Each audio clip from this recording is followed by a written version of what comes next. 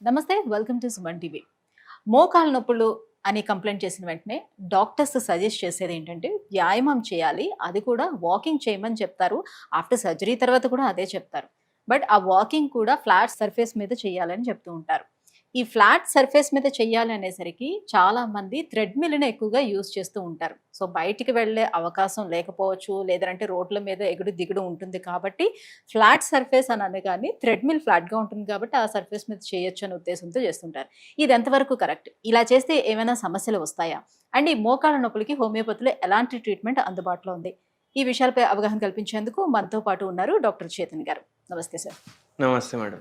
Sir, ఇప్పుడు నేనంతా మళ్ళీ రిపీట్ చేయాల్సిన నెసిటీ లేదనుకుంటాను. సో మోకాళ్ళ నొప్పులు ఉండేవాళ్ళు అండ్ ఆఫ్టర్ సర్జరీ తర్వాత కూడా చాలామంది ఇప్పుడు వ్యాయామం అనగానే ఎక్కువ వ్యాయామాలు ఏమీ చేయలేము. సో కొంచెం ఏజ్డ్ ఉండేవాళ్ళు జస్ట్ వాకింగ్ అయితే చేస్తారు. ఆ వాకింగ్ కూడా ఇప్పుడు మీకు తెలుసు, బయట మనం పోయామో అని అంటే అంత ఎగుడు దిగుడు సర్ఫేస్లే ఉంటాయి కాబట్టి చక్కగా ఇంట్లోనే చేసుకుందామని అందరూ థ్రెడ్మిల్స్ కొనుక్కుంటున్నారు. సో థ్రెడ్మిల్ చేయడం వల్ల ఏమైనా ప్రాబ్లం ఉంటుందంటారా? అది సేఫేనా? ఒక మేడం వచ్చిండ్రు నా దగ్గర. ఆ పేషెంట్కి మోకాలు నొప్పులు ఫుల్ ఉండే, అయితే గ్రేడ్ 3 ఆస్టియోఆర్థరైటిస్ ఉండే.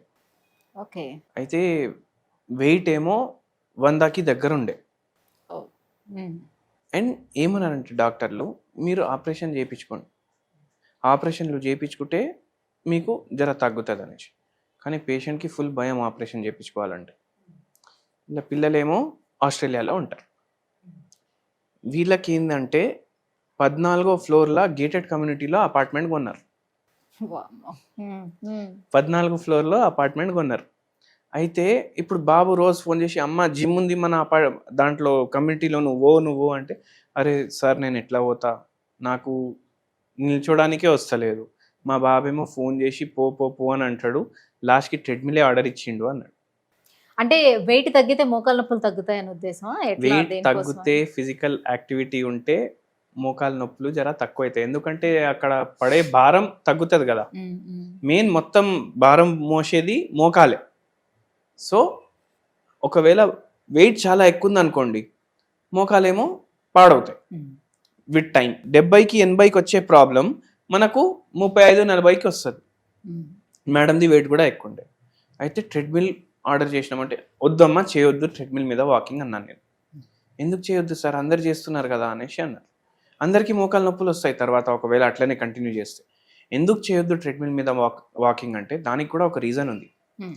ఇప్పుడు మన కాళ్ళు ఉంటాయి కదా, పాదాలు ఉంటాయి కదా, దాంట్లో పాయింట్స్ ఉంటాయి, ఆర్చెస్ అంటారు వీటిని. అంటే ఒక్క కాడ ఇంత బరువు పడాలి అనేసి ఉంటుంది. సో మనం వాకింగ్ ఎప్పుడైతే నార్మల్ సర్ఫేస్ పైన చేస్తాం కదా, ఆ బరువు ఎక్కడ ఎంత పడాలి అంత పడుతుంది. కానీ ట్రెడ్మిల్ మీద మనం వాకింగ్ చేసినాం అనుకోండి, ట్రెడ్మిల్ ఎట్లుంటుంది, ఇంక్లైన్ ఉంటుంది. అంటే జర ఇట్లా తేడా ఉంటుంది, ఏదో కొండ ఎక్కినట్టు నడుస్తాం మనం.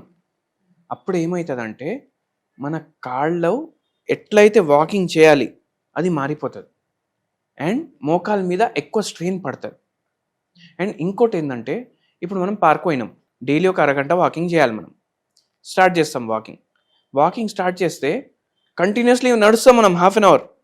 ఏం చేస్తాం, కొద్దిసేపు ఫాస్ట్ నడుస్తాం, కొద్దిసేపు స్లో నడుస్తాం, కొద్దిసేపు వెరీ ఫాస్ట్ నడుస్తాం. అంటే మన మోకాలు ఒకవేళ కొంచెం జర టైర్డ్ అవుతున్నాయంటే మనం స్పీడ్ అడ్జస్ట్ చేసుకుంటుంది బాడీ.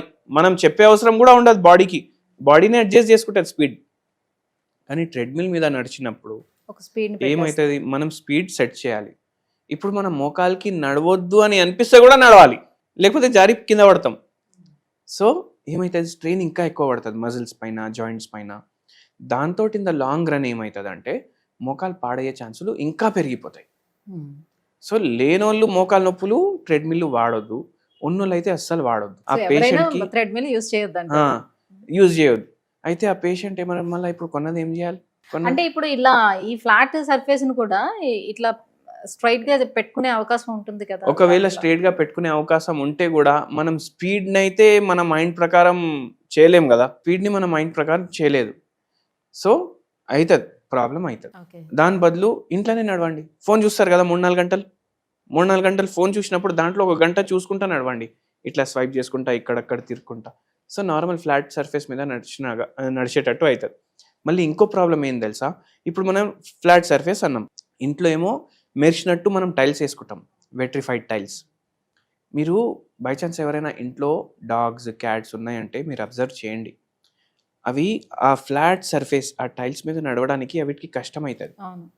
దాని కార్లు స్కిడ్ అవుతాయి. ఆ డాగ్ కాళ్ళు మనకు చూస్తే అట్లా అర్థమవుతుంది కదా, మన కాళ్ళు కూడా అట్లా స్కిడ్ అవుతాయి. దాంతో మన నడక మారిపోతుంది అండ్ దాంతో కూడా మోకాలు నొప్పులు స్టార్ట్ అవుతాయి.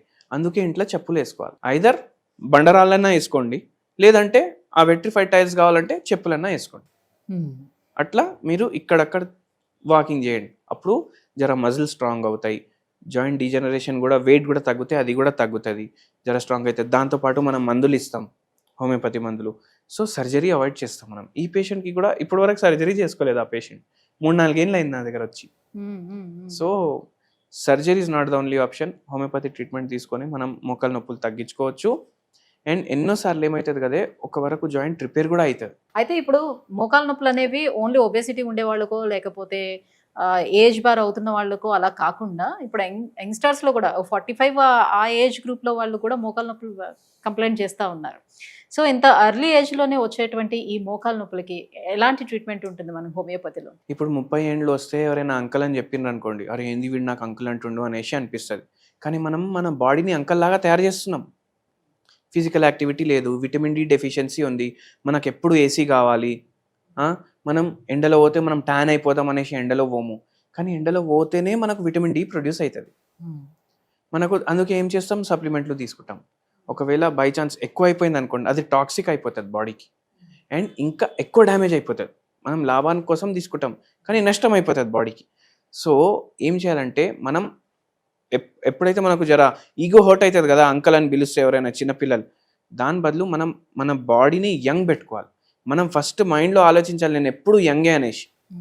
అట్లా ఆలోచిస్తే మనం యంగ్ ఉన్నప్పుడు ఏం చేస్తాం, స్పోర్ట్స్ ఆడతాం, బస్లో ట్రావెల్ చేస్తాం, ఫిజికల్ యాక్టివిటీ ఉన్నట్టు చూసుకుంటాం.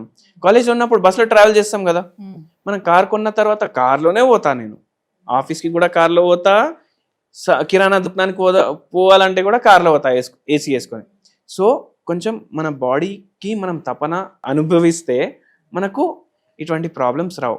బాడీ లోపటి నుంచి కూడా యంగ్ ఉంటుంది, ఫిజికల్ యాక్టివిటీ వల్ల మైండ్ కూడా యంగ్ ఉంటుంది. And vitamin D deficiency automatically మీరు ఎండలో రెగ్యులర్లీ పోతున్నారు అనుకోండి, ట్యానింగ్ గురించి ఆలోచించకుండా, బోన్స్ కూడా జర గట్టిగా అవ్వడానికి హెల్ప్ అవుతుంది.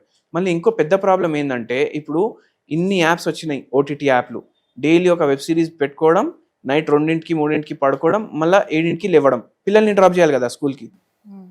సో దాని బదులు మీరు మంచిగా పడుకున్నారనుకోండి, ఆటోమేటికలీ నెక్స్ట్ డే బాడీ పైన స్ట్రెయిన్ అవ్వదు, బోన్స్ పైన స్ట్రెయిన్ అవ్వదు, గ్యాస్ట్రిక్ ప్రాబ్లం స్టార్ట్ అవ్వదు. గ్యాస్ట్రిక్ ప్రాబ్లం స్టార్ట్ అయితే ఏం చేస్తాం, డైలీ ఆ గోళీలు వేసుకోవడం స్టార్ట్ చేస్తాం, యాంటాసిడ్స్ వేసుకోవడం స్టార్ట్ చేస్తాం. అప్పుడు ఏమవుతుంది, లాంగ్ రన్లో యాంటాసిడ్స్ వేసుకుంటే విటమిన్ డి ప్రొడ్యూస్ అయితే కూడా బాడీలో మనకు కాల్షియం అబ్జార్ప్షన్ తగ్గిపోతుంది. జనరలీ మిడ్ ఏజ్లో ఫస్ట్ గ్యాస్ట్రిక్ ప్రాబ్లమ్సే స్టార్ట్ అవుతాయి బాడీ డీజనరేట్ అవుతుందంటే. సో మంచిగా నిద్ర ఉండేటట్టు చూసుకోండి, స్ట్రెస్ తీసుకోకండి దేని గురించి కూడా. ఇప్పుడు మోకాల్లోని అరిపోతున్నటువంటి కార్టిలేజ్ ఏదైతే ఉంటుందో హోమియో మెడిసిన్ తోటి అది రీజనరేట్ అయ్యే ఛాన్స్ ఎంత వరకు ఉంటుంది? ఇప్పుడు 40 ఏజ్ ఉంది అనుకోండి పేషెంట్కి, 40 ఏజ్లో గ్రేడ్ 4 ఆస్టియోఆర్థరైటిస్ ఉంది పేషెంట్కి, మనం మందులు ఇస్తాం. దేవుని దయ ఉంటే 40 ఏజ్లా ఎట్లయితే మోకాలు ఉండాలి కదా అట్లా మళ్ళీ అయిపోతుంది మోకాలు. 70 ఏళ్ళ పేషెంట్కి కూడా ఉందనుకోండి, బాగా డిజనరేటివ్ చేంజెస్ ఉన్నాయి అనుకోండి, మందులు వాడితే ఒక 2-3 ఏళ్ళలో పెయిన్స్ పూర్తిగా వెళ్ళిపోతాయి అండ్ ఆ ఏజ్లో ఎట్లా మోకాలు ఉండాలి అట్లా అయిపోతుంది. నాకు 20 ఏళ్ళలో ఎట్లా ఉంటుంది అట్లా కావాలంటే అవ్వదు, ఆ ఏజ్కి తగ్గట్టుగా అయితే అవుతుంది. సో హోమియో ట్రీట్మెంట్ తో పాటుగా మోకాళ్ళ నొప్పులకి హోమ్ రెమెడీస్ ఏం పాటించాలి? ఒక మంచి హోమ్ రెమెడీ చెప్తాను మీకు. భీమసేని కర్పూరం ఉంటుంది. ఇది ఏం కర్పూరం అంటే, మనం ఇంట్లో ఏదైతే మనకు మార్కెట్లో దొరుకుతుంది ఆ కర్పూరం తెచ్చుకుంటాం మనం. భీమసేని కర్పూరం వేరే ఉంటుంది, అంటే ఇది ప్యూరెస్ట్ ఫామ్ ఆఫ్ కర్పూరం. ఇప్పుడు మనం గుడికి పోతే తీర్థం తీసుకుంటే దాంట్లో కర్పూరం టేస్ట్ వస్తుంది కదా, దాంట్లో భీమసేని కర్పూరం ఉంటుంది. సో జరా భీమసేని కర్పూరం మీరు తీసుకోండి. భీమసేని కర్పూరం మీరు దంచుకోండి, పౌడర్ లాగా తయారైపోతుంది, అవునా కాదా? ఇప్పుడు దాంట్లో ఒక పించ్ మీరు ఒక కప్ వాటర్లో వేసుకోండి, అది డైలీ తాగండి. దీంతో మనకు దీంట్లో ఎనర్జెసిక్ ప్రాపర్టీస్ ఉంటాయి, యాంటీ ఫంగల్ ప్రాపర్టీస్ ఉంటాయి, యాంటీ ఇన్ఫ్లమేటరీ ప్రాపర్టీస్ ఉంటాయి. ఇది రెగ్యులర్ చేస్తే ఏమవుతుంది, జర రిలాక్స్డ్ అవుతాయి మోకాలు, అండ్ మనకు జర పని చేసుకోవడానికి కూడా జర ఈజ్ అనిపిస్తుంది. సో అట్లా మనకు రిలీఫ్ కూడా అవుతుంది అండ్ మంచిగా పనిచేస్తుంది, మన ఇమ్యూనిటీ కూడా పెంచుతుంది ఇది. అండ్ కొందరికి స్కిన్ ప్రాబ్లమ్లు ఉంటాయి కదా, కొన్ని ఇన్ఫెక్షన్లు, ఫంగల్ ఇన్ఫెక్షన్లు అవి ఇవి ఉంటాయి కదా, అవి కూడా తగ్గించడానికి హెల్ప్ చేస్తారు. ఓరల్ గా ఇలా తీసుకుంటేనా, లేకపోతే స్కిన్ ఇష్యూస్ ఉండే వాళ్ళ దాని మీద టాపికల్స్ గా అప్లై లేదు టాపికలీ Oral గా అప్లై చేయకండి. నేను Okay. చెప్పిన కదా గ్లాస్ వేసుకొని తాగండి ఓన్లీ అనేసి, ఓరల్ గా అట్లనే చేయండి. Okay okay right. Thank you so much sir. మోకాళ్ళ నొప్పులకి కారణాలు and homeo treatment and home remedies కూడా తెలియజేసినందుకు థ్యాంక్ యూ సో మచ్.